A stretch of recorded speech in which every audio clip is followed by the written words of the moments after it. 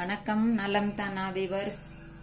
இன்னைக்கு நேந்திரம்பழம் பிஸ்கட் செய்ய போறோம். பிஸ்கட்னா இதுல அவன்ல எல்லாம் வைக்கிறது இல்ல, சும்மா ரெடிமேடா அப்படியே ஈஸியா செஞ்சு சாப்பிட்றதுக்கு தான். அது 2 நேந்திரம்பழம் இது மாதிரி கட் பண்ணி வச்சிருக்கேன். இத அடுப்புல வாணலிய வச்சு நெய் 1 ஸ்பூன் ஊற்றி இதை கொஞ்சம் லேசாக வதக்கி எடுத்துக்கலாம். இந்த பச்சை வாசம் போகிற வரையிலும்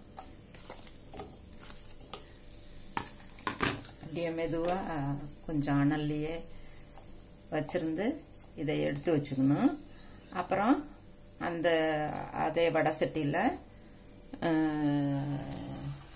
ரவை இதை முதல்ல வதக்குங்க. வடக்கிட்டு அப்புறமேல சொல்லிக்கலாமா? என்னென்ன இன்கிரீடியன்ஸ்? தேங்காய் வேணும், ரவை வேணும், பால், நெய், சர்க்கரை, உப்பு.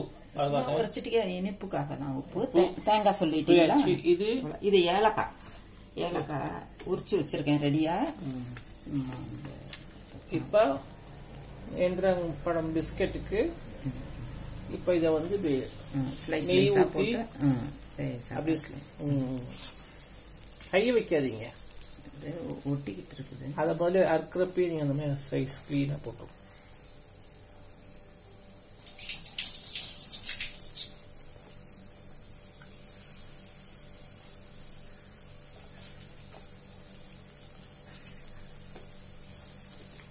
ரெண்டு நேந்திரம்பழம் போட்டிருக்கேமா? எத்தனை போட்டிருக்கோம்? 2 போட்டிருக்கேன். 2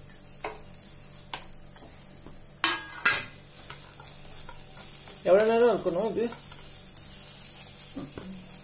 ஒரு 2 மினிட்ஸ் இருந்தா போதும். நல்லா ஈரப்பசை போடணுமா? கொஞ்சம் போற மாதிரி. அது ரொம்ப இல்ல, இருந்தாலும் திரும்பவும் அடுப்புல வைக்கணும் தான். திரும்பவும் அடுப்புல வச்சு நல்லா கெட்டிமா கலரணும். ரவையோட சேர்த்து பால் ஊத்துறோம் இல்லையா, ரவை ஊற வைக்கணும் அவசியம் இல்ல. ரவைய வறுக்கிறோம் இல்லையா, வறுக்கிறப்பவே அந்த பாலையும் அதுலயே ஊத்தி கிளறிட்டு.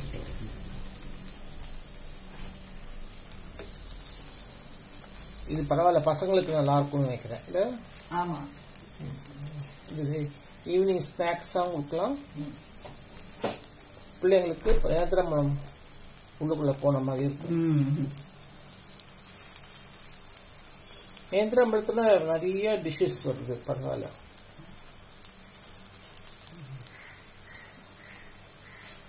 வெள்ளைப்பாக வச்சு நேந்திரம்பழத்தை அதில் போட்டு கூட செய்யறாங்க. ஜாமுன் மாதிரி. நேந்திரம்பழம் ஜாமுன் நம்மளும் அந்த மாதிரி செஞ்சு பார்க்கணும் ஒரு நாளைக்கு. இது பாருங்க, நல்லா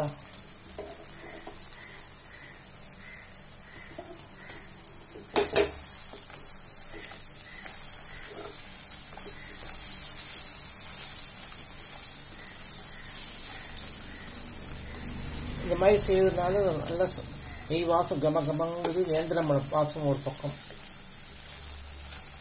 நல்லா ஸ்மெல் கிடைக்குது.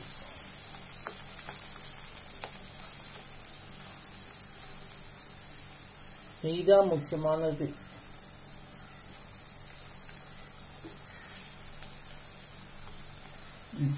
சரியா இருக்குமா?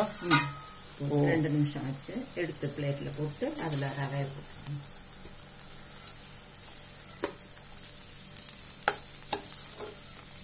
நான் போட்டுமா? தோசைக்கல்லு இது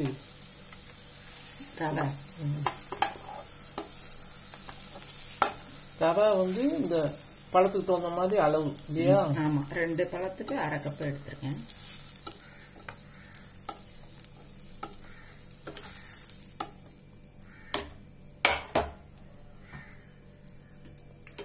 இப்போ ரவை போட்டிருக்கோம். 1 ஸ்பூன் நெய். ரவைக்கு 1 ஸ்பூன் நெய். கொஞ்சம் வறுத்துக்கலாம். இது வறுத்த ரவை தான் ஏற்கனவே, அதனால கொஞ்சம் சூடு மட்டும் ஆனா போதும்.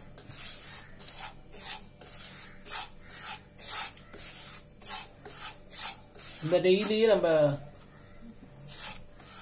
வறுத்தா கூட போதும். இப்ப இது பழம் ஆறுன உடனேயும் இத 2யும் ஏலக்காய் இதுலயே போட்டேன்.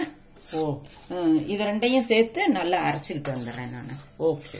நேந்திரம்பழத்து, தேங்காய், ஏலக்காய் மூணையும் அரைக்கணும். இந்த பழம் ஆறிடுச்சு. ஓ,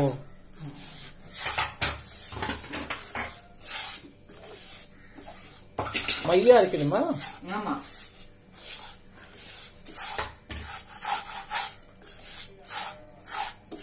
நல்லா தேங்காய் 1 கப்பு கூட நல்லா போட்டுக்கலாம். நான் 1/2 கப்பு மட்டும் எடுத்துருக்கேன். இது வத்தது போதுமா? பால் ஊற்றிடலாமா? பால் ஊற்றி.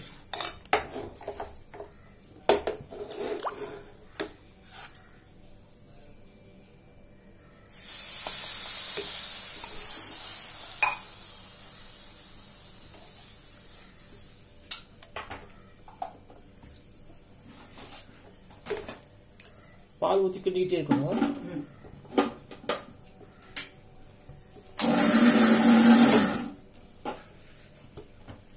இதுலேயே உப்பு போட்டுடலாமா? கொஞ்சம் பால் ஊற்றிக்கலாம். உப்பு ஒரு சிட்டிகை, சர்க்கரை,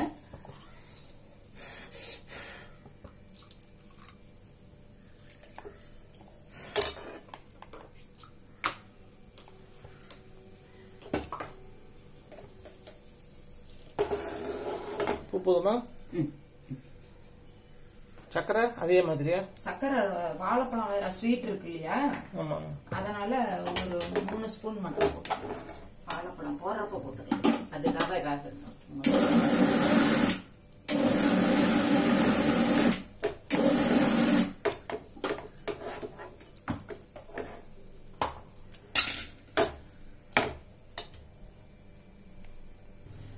வாழைப்பழமும் தேங்காய், ஏலக்காய் அரைச்சு வந்தாச்சு.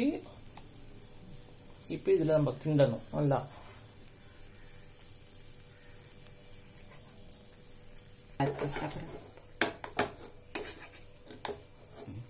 இப்ப வாழைப்பழம் அரைச்சது உழுது போட்டாச்சு.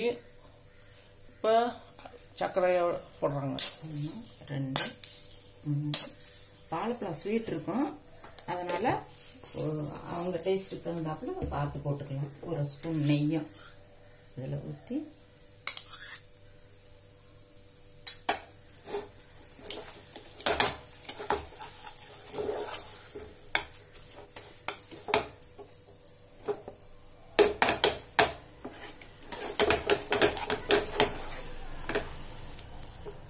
நல்லா கெட்டி ஆகிற வரை. இப்பதான் கெட்டி ஆயிடுச்சு. ஆமா, ரவை இருக்கிறதுனால கெட்டி ஆயிடுச்சு.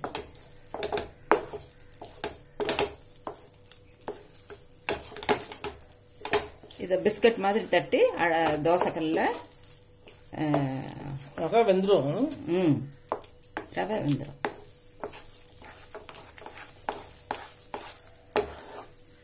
தோசைக்கல்ல வேற போட்டு எடுக்கிறோம் இல்லையா? இந்த கூட இப்பவே வந்துருக்கும். இந்த பால்லயே வெந்துருக்கும். ஆமா, பால் சக்கரை பருப்பு வேணும்னா கலர் கூட போட்டுக்கிறேன். இதுவே ஒரு எல்லோயிஷ் கலரா இருக்கு பாருங்க, பழம் கலந்ததுனால. கலர் போட்டா இன்னும் சூப்பரா இருக்கும்.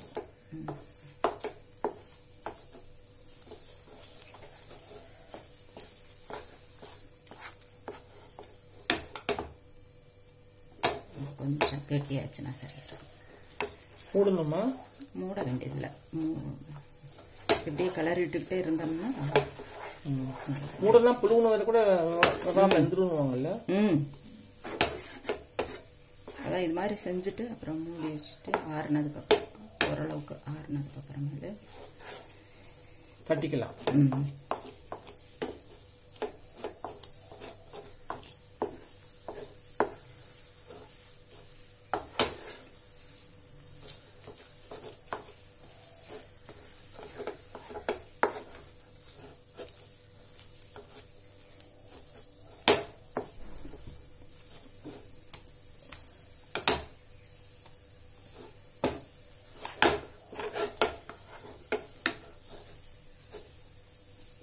சரியா இருக்கும்.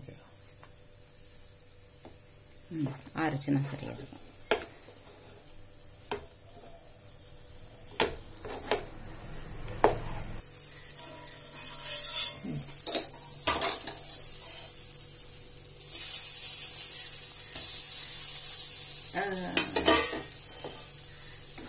அந்த ஆறுனதுக்கு அப்புறமேலு அதெல்லாம் இது மாதிரி பிடிச்சி வச்சுக்கிட்டாச்சு. நல்லா கையிலேயே உருட்டி இப்படி தட்டினோம்னா வந்துடும். அது இப்படி உள்ளங்கையில தட்டாம இந்த உருட்டிக்கிட்டு இந்த இடத்துல இப்படி தட்டினீங்கன்னா இது மாதிரி ஷேப்ல வந்துடும்.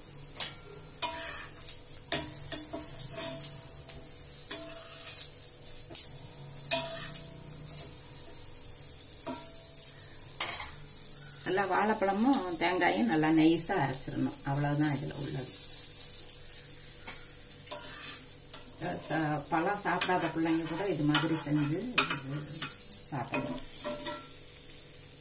ரொம்ப வேலையும் இல்லை, சிரமம் இல்லாம ஈஸியாகவும் செஞ்சிடலாம்.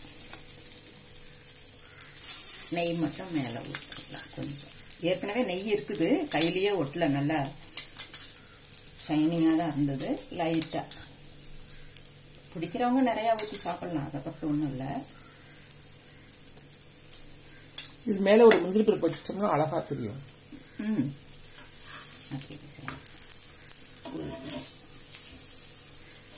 முந்திரி பருப்பு எடுங்க.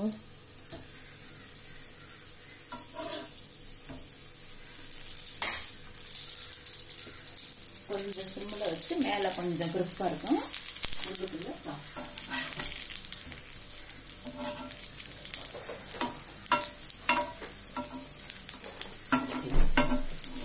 இதை பார்த்துக்கோங்க. அப்படி சமைக்கல ஆறாரம் இந்த இதில் வேணா பதிச்சு வச்சுக்கோ.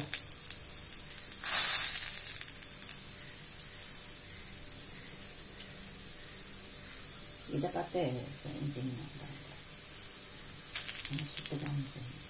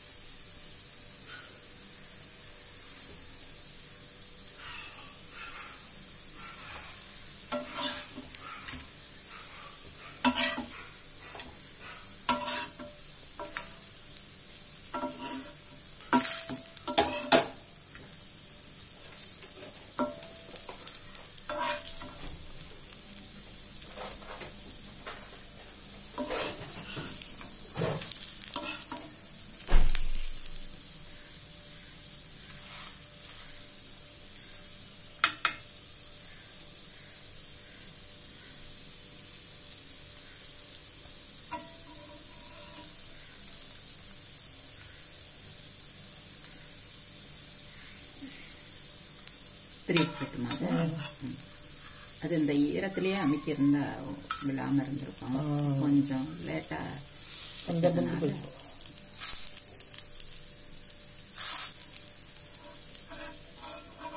சாப்பிட ரொம்ப டேஸ்டா இருக்கும். நீங்களும் செஞ்சு பார்த்துட்டு ஃபீட்பேக் சொல்லுங்க.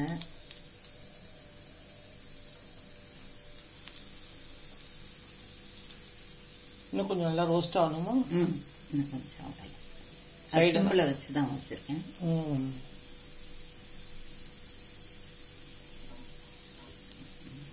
சாப்பிடப்பட டேஸ்டா இருக்கும். வாழைப்பழம்னே தெரியாது. நேந்திரம்பழம் அது உடம்புக்கு ஹெல்த்தியானது. நம்ம ஆவில வேக வச்சு சாப்பிடுவாங்க. நம்ம இத வந்து நெய்யிலையும் பெரட்டியாச்சு, இது மாதிரி இதுலயும் வேக விட்டாச்சு. அதனால சாப்பிட்டோம்னா நல்லா ஃபுல் ஹெல்த்தி விட்டமின்ஸோட இருக்கும். நீங்களும் செஞ்சு பார்த்துட்டு ஃபீட்பேக் சொல்லுங்க.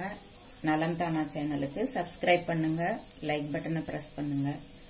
வேற ஒரு வீடியோவில் பார்க்கலாம். தேங்க்யூ.